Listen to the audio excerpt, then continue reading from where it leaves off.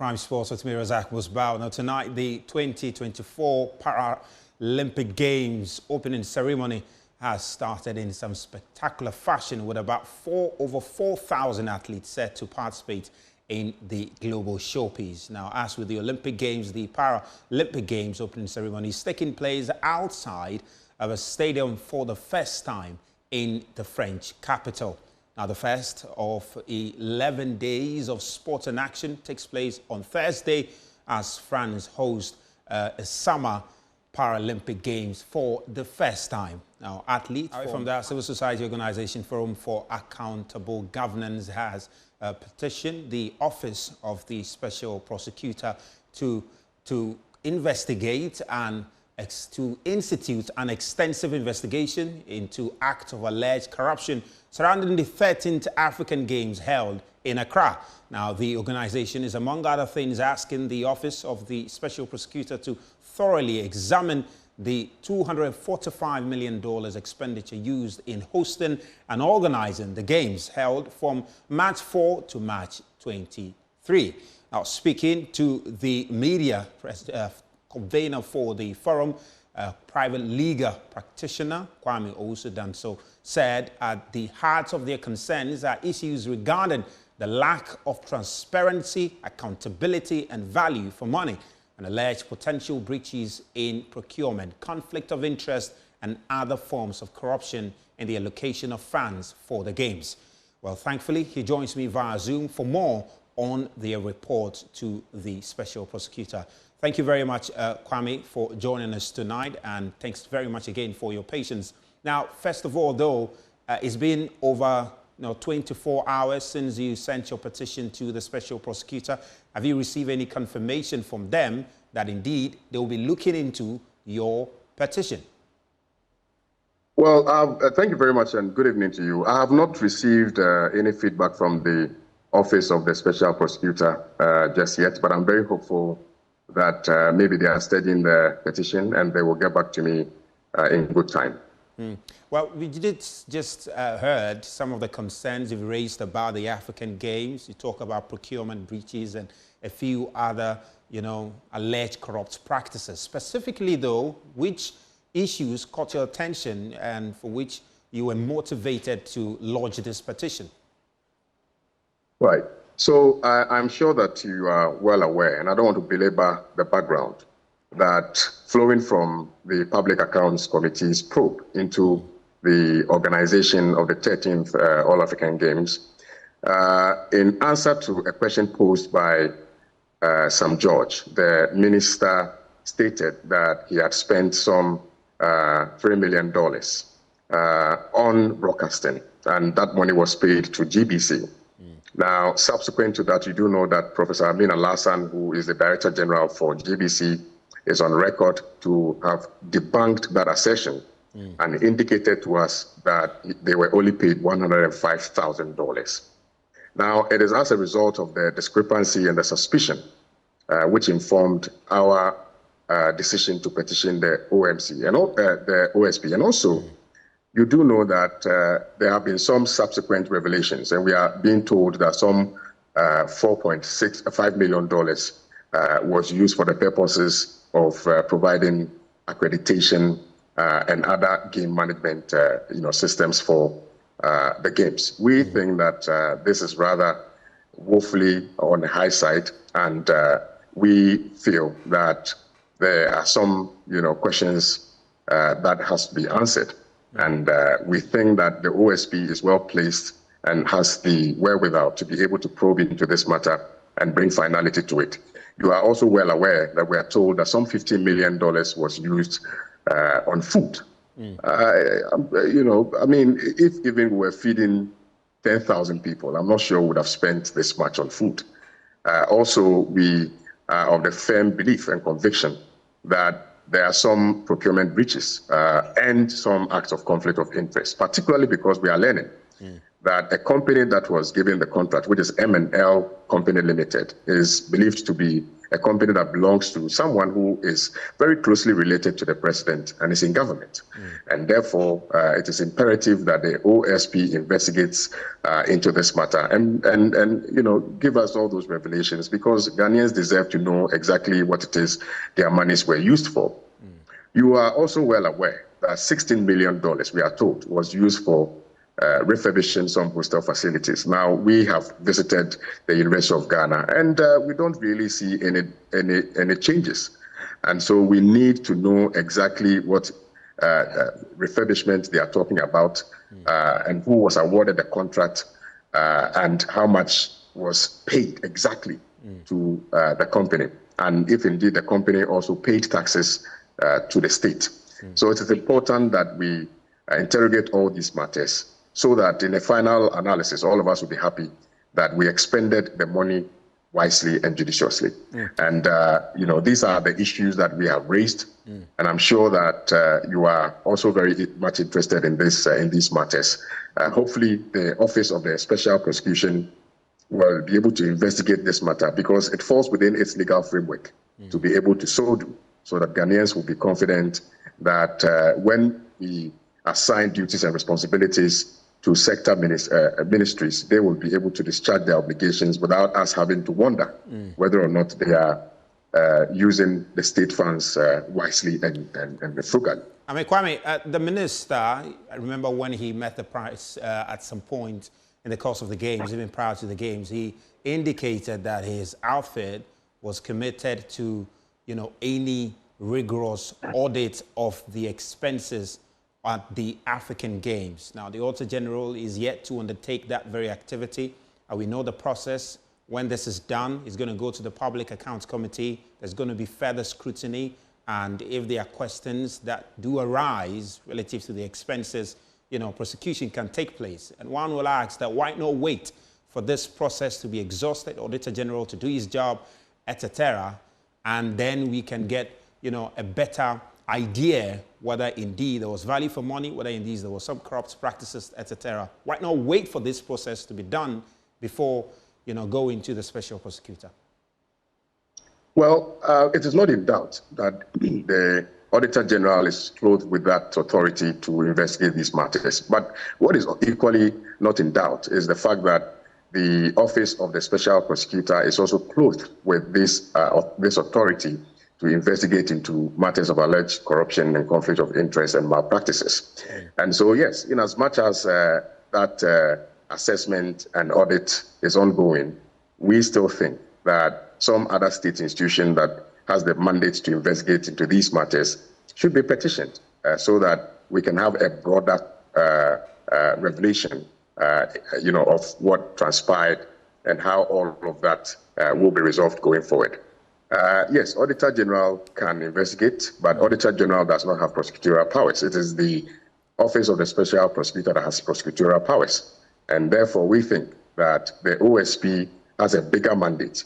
After investigations, if it is found that we have some prima facie case established, then they can take the matter up and ensure that there's proper prosecution, which is why we decided to petition the Office of the Special Prosecutor. I mean, but it doesn't end. Yeah, someone is asking, wouldn't it be a duplication of this very, activity? Auditor General is going to look into it, and their findings and recommendations are going to be put out there. Everybody's going to see it. Why then engage the Special Prosecutor to do the same job? Wouldn't that be, like someone is saying, rather not a very judicious use of state resources to state institutions carrying out the same activity? When you are given an obligation, you are also given a responsibility to account to the people. Now, I don't see that to be a duplication of work, particularly because of the explanations I've given to you, that the Auditor General has its mandate, and that mandate can be performed within a specific remit. Now, I'm also telling you that beyond that remit, that the Office of the Special Prosecution has in respect of investigations is also the fact that they can prosecute, these matters. Now, I think in the final analysis, all the Ghanaian wants to know is what their monies were used for. And so if we can explore all avenues to ensure that we bring to them that, which will make them comfortable that, their monies were expended wisely, then I think that everybody will be satisfied. And so I don't at all think that is a duplication of work. I think that we are rather testing, the state institutions to see whether or not they will be able to deliver on their mandates.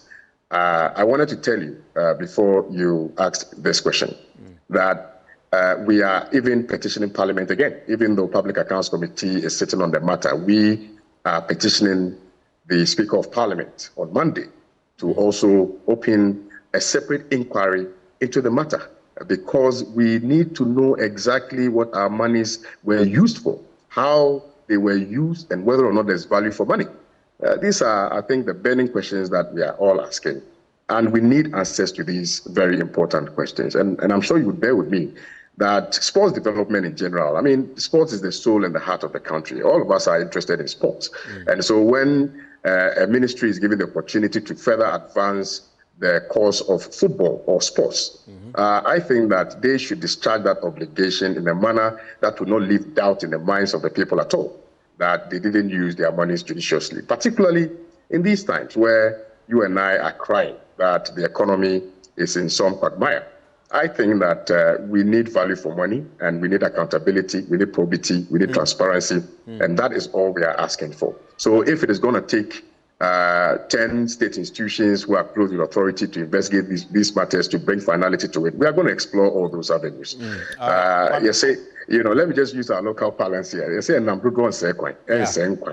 so we will explore all those avenues. All right, Kwame, thank you very much for your time. We appreciated that. Kwame also most grateful. Thank you for a legal practitioner and also the convener for the group that has petitioned the special prosecutor to look into the expenditure on the African Games over there. Well, away from that, Executive Council member of the Ghana Football Association, Dr. Randy Abbey, says there are no negotiations with the Ghana Broadcasting Corporation to become broadcast rights holders of Ghana Premier League. Now, following the expiration of the association's contract with StarTimes as the television right holders of the GPL and the MTN FA Cup, reports had emerged that the state broadcaster was in line to, take over. However, Randy Abbey, speaking following the 30th Ordinary Congress, said that such reports are misleading, insisting that talks between the association and StarTimes seem to be progressing. Matches, the excitement, the enthusiasm with our matches, and there's always a comparison with the past and all that. What are the things that we should be doing or we can do to win back the 12-man who is staying away from our game? And we've been able to identify many of the issues. And yesterday in the breakout session with the different constituent bodies, we also had a lot of suggestions.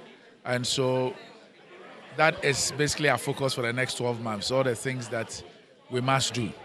And then you would realize that the issue of betting is also a big issue. It was a partnership that was signed for 1 year. And there was the expression to renew from all parties. And we've gone far. I can say that we've almost concluded with the negotiations. And I'm sure that in the next few days, both parties will announce the details. Yes. So we're renewing for another year.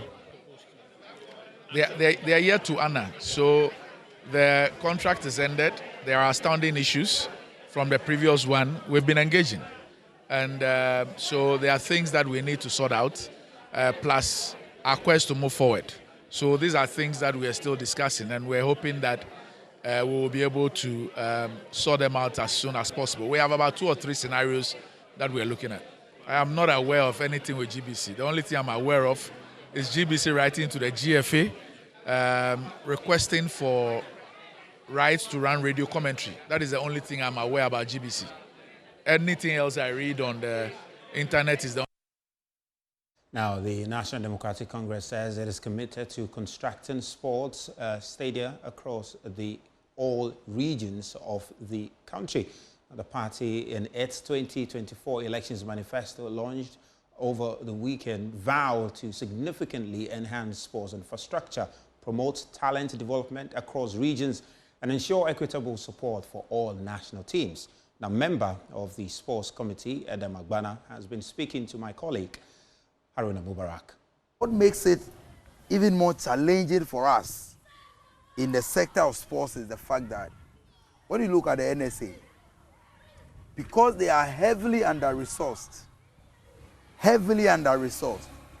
they have resorted to looking for some creative ways of raising funds.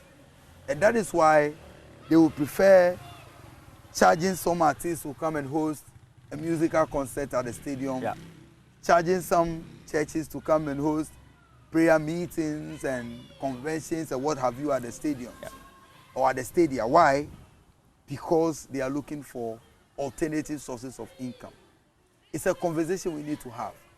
Because when you go to other countries, a stadium is so sacred that maintenance is given 100% attention. But what do we have today in Ghana? Poor maintenance of the facilities. Look at stadium that we built in Cape Coast, the Cape Coast Stadium, not too long ago. It's not even up to 20 years, not even up to 10 years. And what do you see? Terrible. Look at Baba Yara Sports Stadium. Look at Accra Sports Stadium. Look at the whole sports stadium in the Volta region. It's not even befitting to be used for Division 1 matches. They are only managing. So we need to renovate. We need to refurbish all these stadia in the country. And so that is why we are of the belief that we'll renovate. And after renovation, government to put in place proper systems of maintenance. Can we know the It is the only way to maintain. Yeah, we'll put in place proper systems of maintenance. There must be checks and balances on how our stadia are given out for commercial use. There are checks and balances. All these are our state institutions. When you go to University of Ghana, for example, before anybody is able to use facilities of the institution, there are processes that you go through. I have been in event organization for a while. There are some facilities after you use or before you use, you are made to sign an agreement. If any property or any damage is caused, you are made to pay. And repairs are done immediately. So we will renovate the stadium. We will renovate all the stadia across the country and ensure that after renovation, we institute proper maintenance culture so that we can take good care of them. But again, we need a national conversation on our maintenance culture as a country. Well, that's all we have for you on Prime Sports, and I will be Razak Musbah. Thank you so much for your company. We'll leave you with the latest in the world of football transfers.